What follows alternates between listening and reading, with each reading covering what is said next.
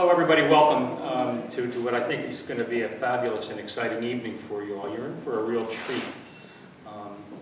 As mayor, I've been mayor a couple times, and I'm going out of office out of this term in July, and I wanted to make sure we did a couple things under my tenure, and one of them was to memorialize the wonderful history of Medford Lakes in some fashion. And there are two things that we're going to be doing about it, and tonight is one, and there's going to be one tomorrow at noon at Beach 1. If you can make it, please do so. I'll remind you at the end of this session. But what we have here is something very, very, very special. We've got a noted author and renowned lecturer and all-around fountain of knowledge of the Medford and Medford Lakes area history and history of Burlington County, if you really want to know about it. He's just a fabulous man. He's generous and he's kind, and he's here today. Not being paid. She didn't ask us for anything, Ed.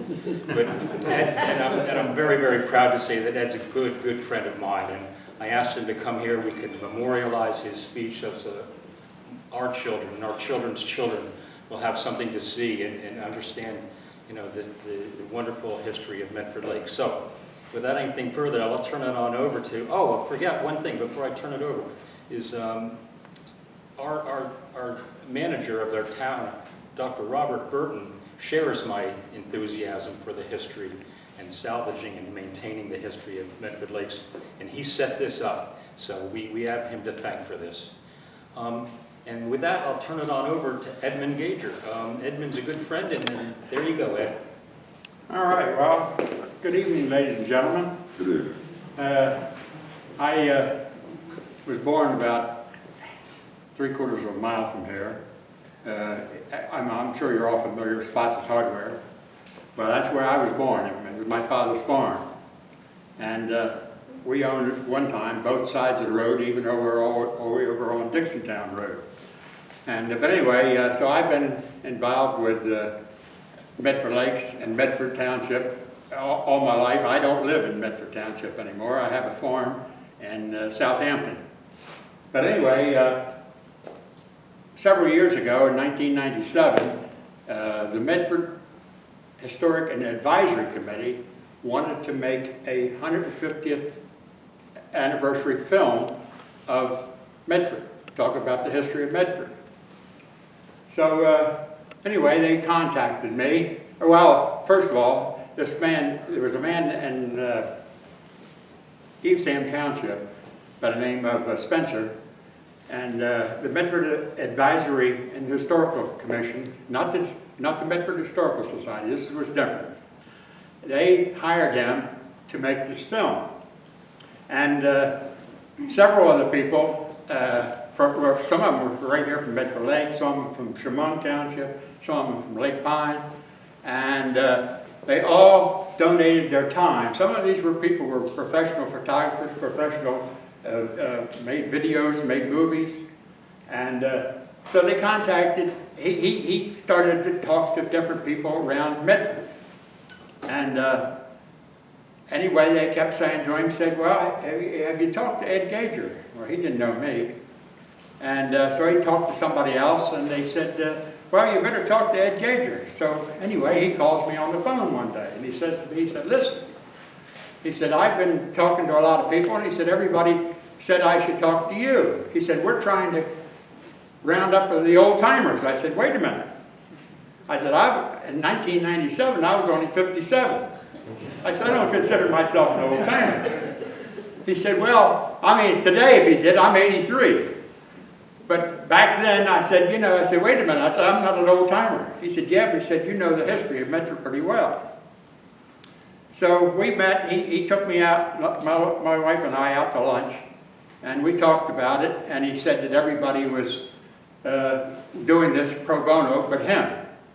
But he had the authority from Medford to compensate me if I wanted to be paid for my services. I said, absolutely not. I said, it's for Medford Township. I said, not, I said, I don't want a thing. So anyway, we met in Medford, and on a beautiful fall day in October of 1997, And we made this film. We're going to show it tonight. And this is, like I say, the anniversary, the 150th anniversary from Medford breaking away from Upper Evesham Township. This was Upper Evesham Township at that time. And so they wanted to break away, and which they did in 1847. And it told the story of Medford. But you see in the film, it's all a picture of Leon and Helen Todd flying over Medford Lakes. A lot of people don't realize that the plane ran out of gas. And fortunately, the pilot was able to land in some field. I don't know, I guess over toward Marlton somewhere. And but it actually ran out of gas. Now this was a pretty rough time for flying. I mean, this is the year 1927 when Lindbergh finally went from New York to Paris. So anybody who was willing to get up in an airplane in 1927, I mean, it was pretty game. And of course, Leon and Helen Todd were just that. But anyway, they decided to buy the ground, and they wound up buying 1,300 acres, and for $3 an acre. They wound up giving $4,500 for the whole property. And so in 1927, they started to build cabins, and of course, he had a partner, and he was from Texas, and his name was Clyde Barber. And Clyde Barber brought a man up here, which they mentioned on this film, by the name of Uecker, and he dredged all the bogs and made lakes out of them. But by 1929, or in 27, they already had, by the end of 1927, they already had 9 cabins built. And by 1929, they had about 130 cabins built. But in the fall of 1929, excuse me, we had the Great Depression. And Barber, who was in the lamp business in Texas, he figured, wow, we got the Depression, now we have electricity coming in, I think I better get out of business. So he wanted out. And so in the late fall of 1929, Todd had to gather up a lot of money, and there wasn't a lot of money to be had in 1929, especially after the Depression. We'd had a good run before that, before 1929. Things were really good under Calvin Coolidge. But when Hoover finally got in, we had the Great Depression in October of 1929. And like I say, Barber wanted out. So Todd started selling stocks called the Medford Lakes Corporation. And at the same time, in 1929, he also started building the Medford Lakes Lodge. And anyway, he wound up surviving that, but the Medford Lakes Corporation went bankrupt. And it was pretty rough times at that time. Now, I had some stocks. I didn't have them. I mean, they belonged to my Uncle Leon, the chief of police here. And I gave those stock certificates to Tony Garricky. I mean, I guess a lot of you are familiar with Tony. He had a lawyer down here, and his son's still there. Anyway, I gave them to him to give to Clem Alexander, and whether he did so or not, I don't know. But anyway, I gave it to him to give to him. But anyway, the Medford Lakes Corporation went belly up. And unfortunately, before this, I'm getting ahead of my story here, Todd went to my uncle, Mansell Gager, who built most of the cabins in Medford Lakes. And Todd went to him and asked him about building the lodge. And my uncle went to Hannah Banky. Some of you are familiar with Hannah Banky. She was Todd's secretary for the whole time he was in business. And she said to him, he said, listen, you better not get too involved in this lodge, this Medford Lakes Corporation is in bad shape. And like I say, we were talking about it pretty rough times in 1929. And but anyway, so he went back to Todd and he said, listen, he said, I got 4 cabins under construction right now. He said, I don't have time, and he said, I don't have the manpower to work on this, on the lodge. So he got out of it. And they hired a man from Medford, and his name, I forget his first name, his last name is Snowbaker. And he actually built it. And every once in a while he would go to my Uncle Leon, or Uncle Mansell, rather, and ask him his advice on certain things that as they were building the lodge. And so my uncle did play a little part in an advisory committee. But anyway, Snowbreaker wound up never getting paid. He wound up going bankrupt himself. The only man that got paid out of the whole affair was the Italian mason that built the fireplace. What he did was, he went to my Uncle Mansell and he said, listen, he said, they want me to build the fireplace. He said, listen, he said, I'll tell you what you do. Because he was building a lot of fireplaces for my uncle. He said, you tell Todd that you want to get paid every day for your material and your men. And if he agrees to it, go with it. And Todd agreed to it. And I forget how many tons, hundreds of tons, that fireplace was. And if everybody in here remembers the old lodge, how big that fireplace was. But anyway, he also did the footing, concrete work for the footing and the fireplace. And he got paid. But anyway, the other people did not get paid. It was very unfortunate, and I can't blame Todd for that because the country was in terrible shape in 1929 and 1930. They finally completed the lodge, and it opened in 1930. Some places I've read where it said 31, but actually it opened in 1930. And when it opened, my mother was a waitress there. And my grandmother, her mother, was the pastry cook. And a couple of years later, my father became a bartender in the Red Skeller. So we were all involved in it. And but anyway, when it first opened up, it was a man named Nelson Morehouse. He run the lodge until about 1932, and then Jack McGarity and his wife took over, and they run it for into the middle 40s. And McGarity, when he left and turned the business over to somebody else, he went out to Lumberton Township and opened a restaurant out there called the Hedgerow Inn. I don't know, maybe some of you remember, you're familiar with the Hedgerow Inn. But he did that for several reasons. One of the reasons McGarity did that is where he bought the property off of the Wilkins family was because he was involved with the English Center Club, which you saw here tonight.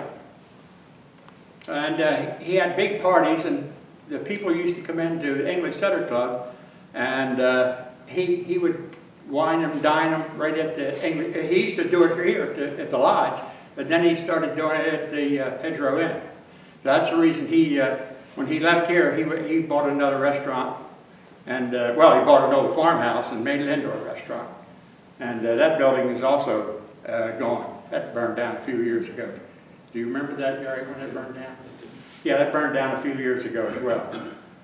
But anyway, Todd seemed to survive, and the cabins kept going up, and I forget exactly what the number is now, or was, but he got it up to, I think we ended up getting up to about 1,500 or 1,600 cabins by the time my uncle died. And he died in 1951. As a matter of fact, my Uncle Mansell, when he died, in fact, a couple of his grandchildren are here tonight, and great-grandson. But anyway, he said to me, I was sitting in his house, and he lived right there, where the TD Bank is where his farm was, right down here on Stokes Road. And I was in the house, and he said to me, he come down the steps, and he said to me, he said, Eddie, he said, tie my shoes. He was a big man and a heavy man. So I tied his shoes for him, and I never forgot that. And he wound up dying that night, and that was in January 1951. But anyway, getting back to the Medford Lakes story, so to speak, we're almost coming up on our 100th anniversary. In 4 more years, we'll have our 100th anniversary, started in 1927. So I guess you're working on something for. Well, yeah, there are two factions that are working on the Colony Club and the borough too, and we're going to try to merge our efforts so that we don't duplicate. Yeah. Okay. I remember. Has anybody in here ever saw the movie PT 109? Yeah. Well, in that particular movie, Cliff Robertson played JFK.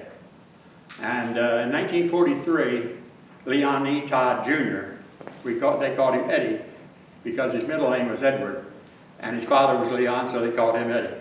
Anyway, he died in the Pacific in 1943, and that was a sad time for right here in Medford Lakes. But when they made the movie, Cliff Robertson mentions Todd dying right in the movie. So if you've ever seen it, they do mention. I don't never remember now. It's been a long time since I've seen the movie, but I don't know if they say Leon Todd or Eddie Todd. But that's who they're talking about. They actually mentioned him in that movie. So that was a sad time in 1943 for Medford Lakes and naturally the Todd family. And old Leon had 3 children. He had Leon, Eddie, they called him, Harrison, and Jack. And of course, Harrison became an attorney and had an office in Philadelphia. And he and I were pretty good friends. We served on the board I served on the board with him of the Delaware Valley Wildlife Foundation. He's now gone. They're all gone now. All his boys are gone. But that was quite an experience for Medford Lakes. And the following year, I think they had a dedication for it for Leon, for Eddie Todd. And he lived, if you're familiar where he lived, it was right, it's only 50 yards from here, probably where he lived. And another story that has a little bit of humor to it that I want to tell you about is, most of you know that Mr. Dietz and Watson lived here in Medford Lakes, lived only 50 yards from here. Matter of fact, pretty much across from Leon Todd. And right next to my uncle, the chief of police. But one day, I think it was about 1953, my friend of mine are riding bicycles, and we're riding toward Medford Lakes on the side where the present-day bowling alley is, and we're riding bicycles.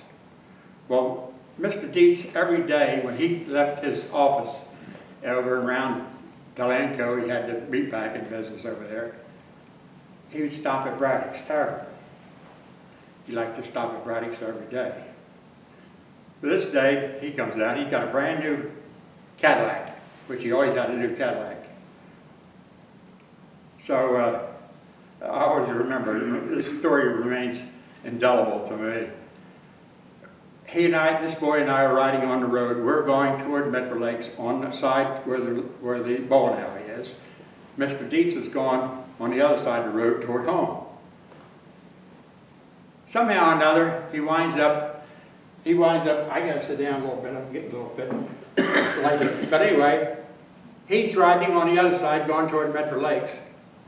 And he comes around like this. I don't know how he did it. And he winds up going, there's a ditch there then. Both front tires are down into the ditch. And so we stopped there. Naturally, we were on bicycles. And it wasn't long, I don't know how they did it, but it wasn't long, the Medford police come along. And of course, about 10 minutes later, my Uncle Leon come down. He was the chief of police at Medford Lakes, as I said. He come down with Mrs. Dietz, because they lived next door to each other. So we get down there, and he starts to explain what happened. And he said, "There's a Gager boy." He said, "The Gager boy was riding a bicycle." He said, "I was avoiding trying to hit him." Well, he was on the other side of the road. I was on this side of the road.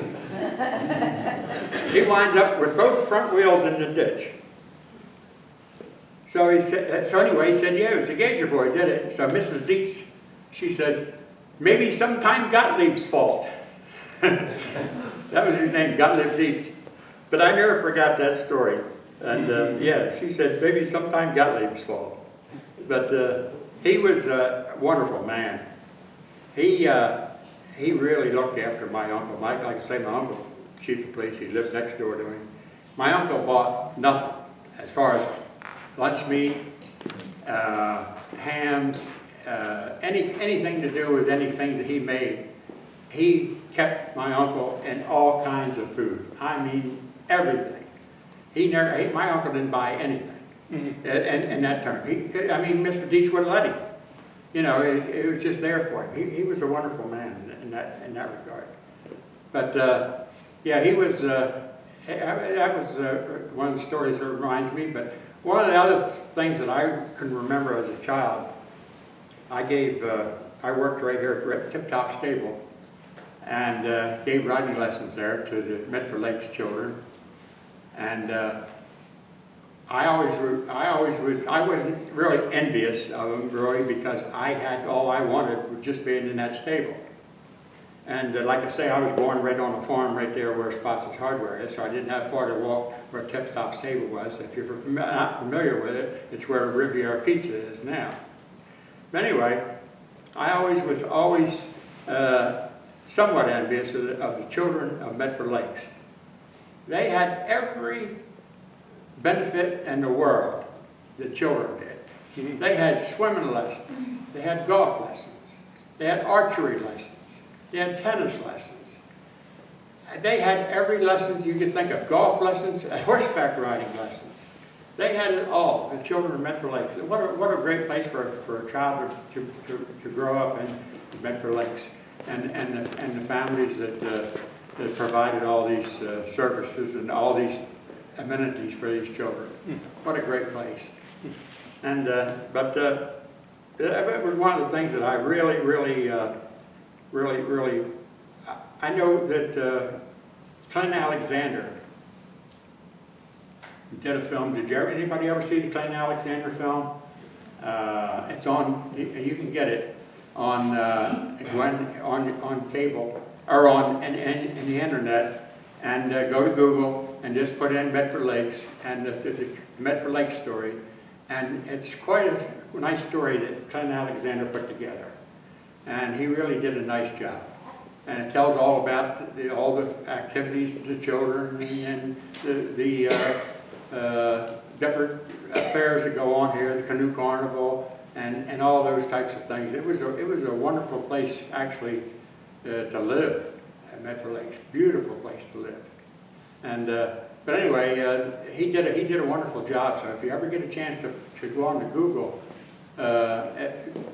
just put it in, Medford Lakes, the Medford Lakes story, and I think it's an hour and a half, just showing pictures and so forth of Medford Lakes. It's a wonderful story. But that's about all I have to say. But if we have any questions and answers, maybe I can. I have kind of a question. Yeah. More of a, if you would retell a story that you told Gary and I when Mr. Gager came into the office. We said he was kind of a historian, and our clerk, Mark McIntosh, had a stack of old photos, and he had one in particular that was like a postcard. and it was this couple, and they were standing next to a horse. And I said, let me just go grab this picture real quick, because I want to see if you know who these people are. So I hand Ed this picture, and he goes, oh, sure, and you have a picture of the lady next to you on the table there. Yeah. They're the owners of Tip Top, stables. And I used to work for them. So we were shocked, because we had no idea who this person was. It's just this old black and white, photo, and Ed was able to tell us who it was. Well, this is a picture of Elizabeth Oaks, and I brought this over with me tonight, and I brought my Uncle Leon's hat that says Chief of Police, Chief, and I thought maybe they'd put it in their display here.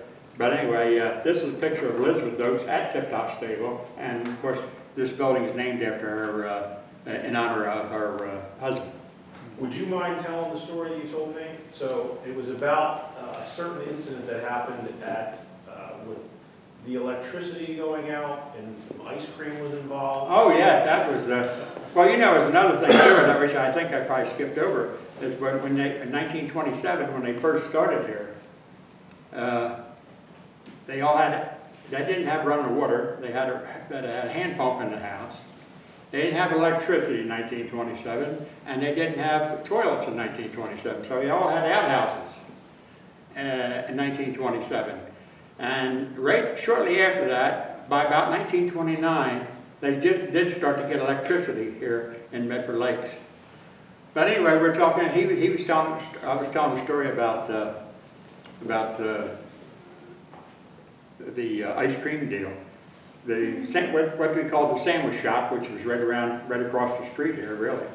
And that's what they used to call it. I don't know what they call it now. If it's, I guess, is it still? Commercial building. Pardon me? It's a commercial building. Oh, is it now? It's a Right? music, school. Used to be. It's a Okay. music school. Well, anyway, it was the sandwich shop. They called it the sandwich shop then. And I was working at the stable. And Mr. Leffler, he lived here in Medford Lakes too. He had a home he owned Tip Top Stable, and he lived up on the Mohawk Trail. But anyway, he was a great lover of ice cream. Anyway, somebody rode past the stable and said, they're giving away ice cream. They're giving away ice cream at the sandwich shop. I said, the electricity's out. And so I took off on my bicycle. I had a bicycle. Then down the road I went. And they gave me a 10-quart. They were in the cardboard, like a 10-quart thing of buttered pecan. I never forgot it. So anyway, I took it back, and of course, like I say, and I was going to go home with it. He said, now wait a minute, boy. He said, you're working for me. He said, you're on my time. He said, I'll take that home. He said, now I'll have you over tonight for a dish of that. So that was what I got. But anyway, he was quite a character. We used to stop at Sappy's store out there, out across roads, which is a Wawa there now. And anyway, I never forget this one day. We were taking some horses, I think, to Morristown, and we stopped there, and ice cream at that time was 5 cents a dip. And so anyway, he said to me, he reaches in his pocket, pulls out and gives me 15 cents. He said, I'll have vanilla and chocolate. Well, I knew what that left me with one dip, But he was a character. He was really a good man. He was really a good man. And he sold this property here, which now there's a gas station there now, and the pizza shop and everything else. And he moved out of there, and he moved to Lumberton and built a farm over there, and he built a home over there. And he had a barn as well. He did that in 1969. So he left around here in 1969. And he lived to be 89 years old. Mm-hmm. Anybody have any? Yes. I moved here in 1985, and I bought the house off of someone by the name of Herbert Ward. Mm-hmm. And Herbert Ward was the second owner of the home that was built probably originally in the 1930s. He was the heir to a pencil, to the pencil. And they say he was really, really involved in the Colony Club Does he sound familiar to you? I didn't know him. But, I mean, there's a lot of people here, obviously, I didn't know. I knew a lot of the people that were on council, different mayors and different head of the comedy club. I knew a lot of them over the years.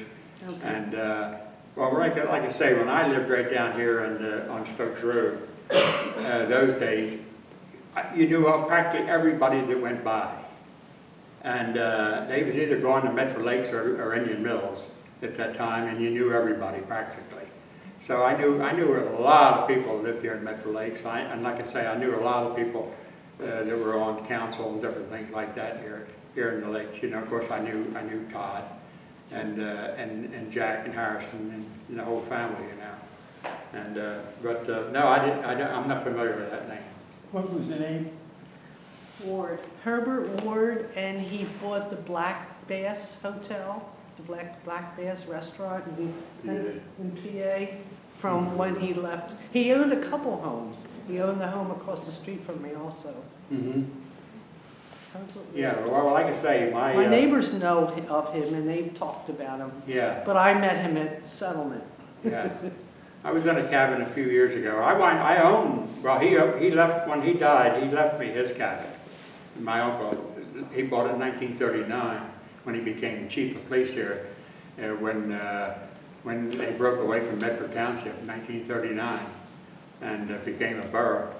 And of course, they hired him to be the chief of police. He'd been assistant chief of police in Medford Township, and they hired him to be the chief of police here. And he was here for 40 years. And but he lived right 50 yards from here, and on Stokes Road. And when he died, he left that cabin to me, and I sold it to this gentleman sitting over here, and he bought it, and then he added onto it and did a wonderful job. It was a small cabin, and like I say, my uncle bought it in 1939. He paid $3,500 for it, and after he died, I'll never forget it. After he died, I went to right here, and well, the building was here previous to this, and paid the taxes on it, and that year, and I think they were $3,700. I said, we only gave $3,500 for the whole cabin. I'm giving $3,700 just for 1 year's taxes. But anyway, and that's over 30 years ago. He reminded me of it. This young gentleman over here, and he told me it was 1994 that I sold it to him. And but anyway, I don't know what the taxes are, what it would be now, but he did a great job with it and remodeling it and adding on to it, and they did a great job with it. That's George Weicker. Yeah, okay. Yeah, well, he's the one that bought it. Yeah, I forgot his name, but anyway, yeah.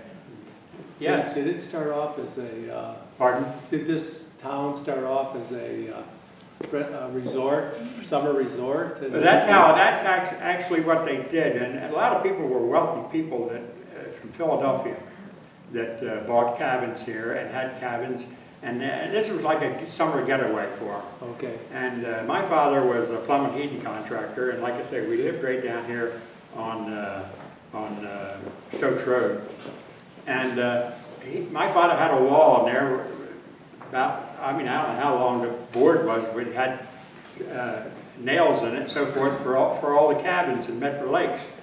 And he would turn off their water in the fall and drain it and put antifreeze or whatever it was in the toilets and so forth like that. And then they'd call him in the spring and say, you know, turn the water on, we're coming back. But, and then after that, in the 40s, middle 40s, a lot of people started living here year-round. Okay, so that's what it was. Yeah. In the mid-40s. But yeah, right. That's when, and then of course, and then in 1950, in the middle 50s, they wound up building their first school here. Before that, they went to school in Medford Township, and they went to Mount Holly High, Rancocas Valley High, and before we had Lenape and those schools. What was the reason for the break-off of Medford Lakes? From Medford? Yeah. Well, the real reason, of course, I guess he wanted to have his own authority, and it was kind of a tricky little deal there, probably. But in 1937, they put in Medford Township put in the sewer system for Medford Lakes. And that didn't go over too good with Medford Township. 2 years later, he wanted to break away from the township. But anyway, he wanted to have his own community, his own authority, and started his own council here for the mayor, and of course he became the mayor. And but anyway, and his own police department, own fire department, and but that he just wanted to break away and have their own form of government. He did it all in one day. That's right. He and the governor were friends. That's right. And in the morning, Medford Lakes was part of Medford Township. By supper time, we were the borough of Medford Lakes with a 3-person council. Right. You're absolutely right, because my uncle told me the story. It was done in one day, but he had a lot It was May. of he had a lot of May of influential 1939. he had a lot of influential power. And Medford never forgave us. right, right. That's Because true. we took the sewer plants. Right, you did. Right, but what a great place to live, and still today. Yeah. It'd be interesting to hear about how Mansell got his logs, built the cabins, where he built them, and how you can tell the Mansell cabin from other ones. Well, yes, and he on his farm, he had the farm right, like I say, where the PD Bank is now, and it went down Skeet Road. And when you went down Skeet Road, from Dixon, or from the intersection there, which is a rough intersection today, and it's 5 points almost there today. Anyway, if you went down Skeet Road, about 300 yards, no, about 150 yards, he had a sawmill. Oh, no. And that sawmill is where he cut all the wood, and they were all cedar, which you can't cut cedar today. It's against the law to even cut cedar today in the state of New Jersey, because we're running out of cedar, white cedar. But anyway, he cut all the logs right there, and you can almost tell. I can look at a cabin and tell if he built it or not just by the way it looks, But You say the tips are extended on the ends? pardon me. The tips go over on the ends? Right. The corners? Right, It tells you that it is? right. Yeah. Yeah, you could always tell, all his cabins, you could always tell. And the person asked me this question, and answering my question is his great-grandson, Scott Smith, who lives here in Medford Lakes. Not the There's cabin. only been a couple of builders. Pardon me? Yeah, right. There's only been a couple of builders that did the log cabins. You're right. Yeah, He absolutely. was the biggest one. And another manual built them also. Yeah, right. I knew him. Yeah, Yeah. Well, he lived next to me. yeah. But Mansell bought up a lot of the pinelands. That's where he got his wood. You're right. Shabon Township. Right. He owned a lot of ground. He would buy cedar swamps Up. and then just keep them to just cut the cedar from. There's a lot of cedar. You'd be in big trouble today. Because you can't cut cedar in New Jersey. Yeah. Well, he did all the 2x4s and everything else. Right. Everything before it Right. came out of his sawmill. Right. Absolutely. Yeah. I have a question for you. How did the tip-top place work? They had horses there? Well, we had horses there, and in the summertime, of course, we had Medford Lakes group was first at 8 o'clock in the morning.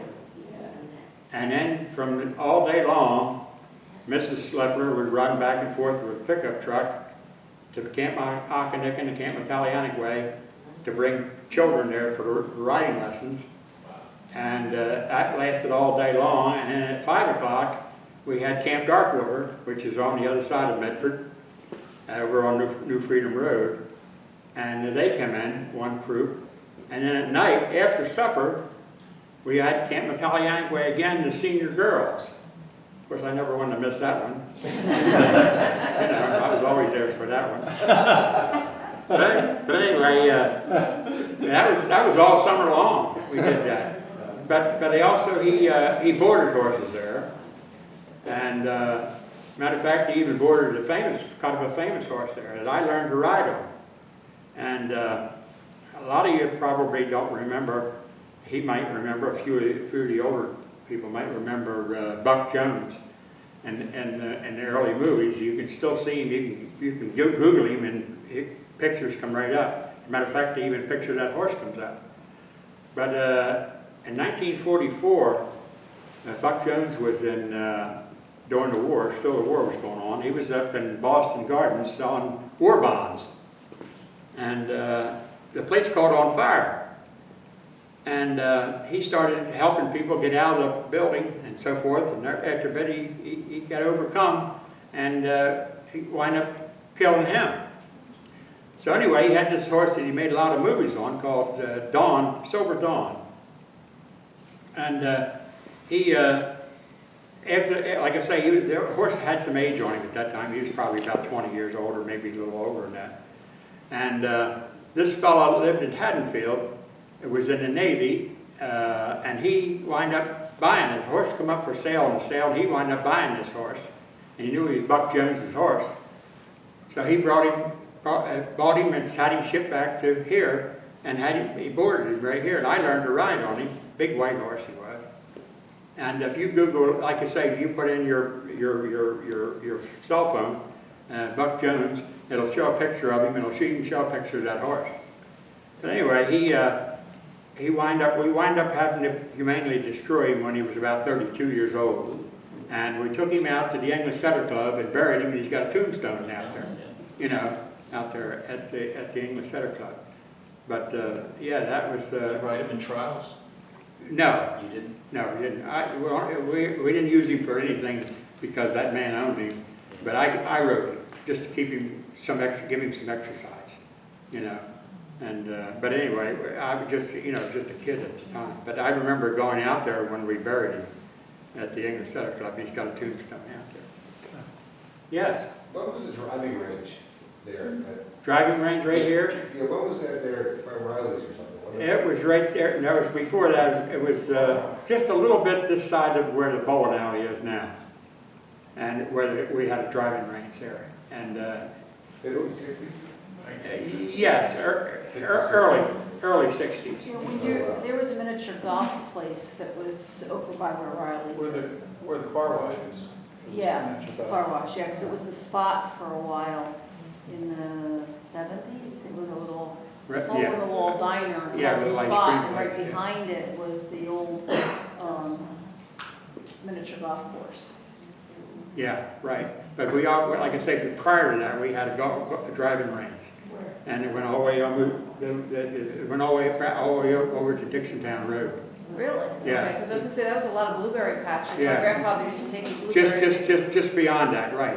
Yeah, because I was born right there across the street from all those blueberries, you know. With I think the medical building was there, but to the right of the medical building, there was a house where the little strip mall is now. It goes perpendicular to Stokes. That was a blueberry farm. Yeah, right. It was a pick-your-own-blueberry farm. Right. Yeah, it belonged to a man named Arthur Thorne. Okay. Owned that blueberry patch across from me. And my father sold the ground to Spots 1962. Okay. And he built the hardware store there. Yeah, yeah, 1962. So, you have any other? Anybody else? What happened to the old blueberry patches? Pardon me? The blueberry patches that used to be around here, what happened to them? Well, we had one across. Well, there was a lot of them actually. I mean, you had one right here on Stokes Road. You had 1, 2, 3 on. Actually 4 on Dixontown Road, and then 1 on 2 on Skeet Road, and 1 on Taunton Road, over on Taunton Road. I mean, they're all gone today. Yeah. Around here. I mean, we still have a few blueberry patches in at Southampton Township, and of course several and Tabernacle and Chemung, well, not Chemung, I don't think there's any in Chemung, but Tabernacle we have, and we also have them in Chatsworth. Yeah, several up there. Yeah, I ran into a young fellow, he was probably a little younger than you, probably 81, but he told me he grew up on Highland Trail, somewhere around there. He says it was all blueberry patches when he was a kid. There was a lot of them around there. Yeah, there's a lot of blueberries, yeah, yeah. The patch that was right across from Spots, that went from from Stokes all the way back to Dixontown. It was a huge area. Yeah. All right, well, I don't have anything else. So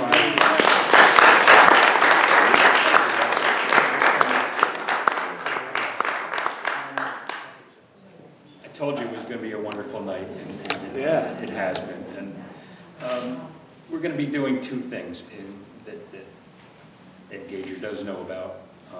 One of them is tomorrow at noon, we're going to erect a monument sign on one of our, what do you call it? Our street sign, you know, how we Trail have posts. the posts. And we're going to dedicate, it's not going to be an official trail, but it is going to be Gager Trail, which is right there by McKendeman Road. So that's going to be in honor of all the contributions that the Gagers had done to make Medford Lakes, Medford Lakes. And we thought it only appropriate to do that. And the other thing that we're going to do is we're going to put a sign on this building here, the police section of that, commemorating, William Oaks. no, your Yeah, well, he built it, but the building's dedicated to William Oaks. it is, but also your Yeah. relative was a police chief for how many years? 42. 42 years he was our police chief, and I think that's worth noting and keeping on there. So we're going to have that done as well. Good.